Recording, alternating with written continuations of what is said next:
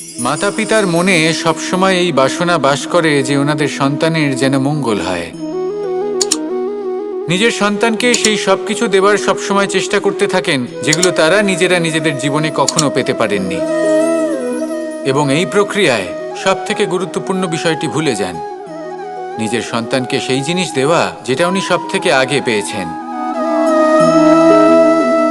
আমি ধনের কথা বলছি না, আমি বলতে চাইছি নিজের অভিজ্ঞতা দ্বারা ওনারা যে মানসিক স্থিতি লাভ করেছেন,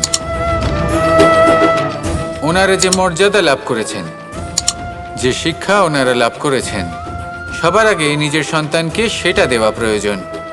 সেটা যদি নিজের সন্তানকে দিতে পারেন তাহলে এই সন্তান জীবনে তার পথে এগোতেও পারবে, ধন অর্জনও করতে পারবে এবং শক্তিশালী অনুভবও করতে পারবে।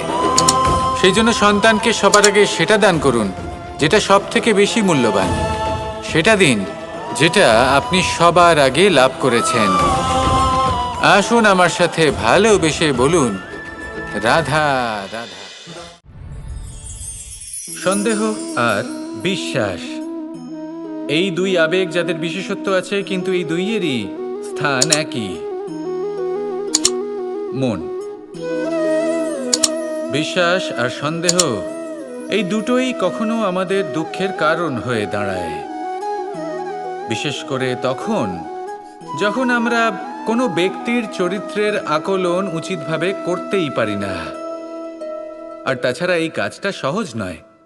আমরা কখনো কখনো কোনো অনুচিত ব্যক্তিকে উচিত বলে ভেবে বসি, তার উপর বিশ্বাস করে ফেলি, আর ফলস্বরূপ সেই ব্যক্তি আমাদের বিশ্বাস ভঙ্গ করে বসেন আর আমাদের দুঃখের সম্মুখীন হতে হয়। ঠিক সেইভাবেই কখনো কখনো আমরা এমন কোনো ব্যক্তির উপর সন্দেহ করি যে হয়তো পূর্ণরূপে পূর্ণ নিষ্ঠা ভরে আমাদের মঙ্গল কামনাই করেছেন, এমন একজন ব্যক্তি যে সত্যি বিশ্বাসের পাত্র। আর যখন সেই ব্যক্তি এটা জানতে পারেন যে আমরা তাকে নিয়ে সন্দেহ করেছি, খুবই স্বাভাবিক তিনি দুঃখী হয়ে যান। এমন কোনো ব্যক্তিকে দুঃখ দিলে আমাদের মনও দুঃখী হয়ে যায়। তখন আমরা এটা ভাবি যে এই সংসারে আমরা কার উপর আস্থা রাখব আর কাকেই বা সন্দেহ করব। এর উত্তর হলো সময়। এই সংসারে কোনো ব্যক্তির চরিত্র যাচাই করা সবথেকে কঠিন কাজ, সেটা সময় নিয়ে করুন। কোনো ব্যক্তিকে যদি আপনি বুঝতে চান, তাকে পরখ করে দেখতে চান, তাহলে তার সাথে যতটা সম্ভব সময় অতিবাহিত করুন। এই সময় আপনার সামনে সেই ব্যক্তির এমন কিছু দিক তুলে ধরবে যা আর কোনোভাবে আপনি দেখতে পাবেন না।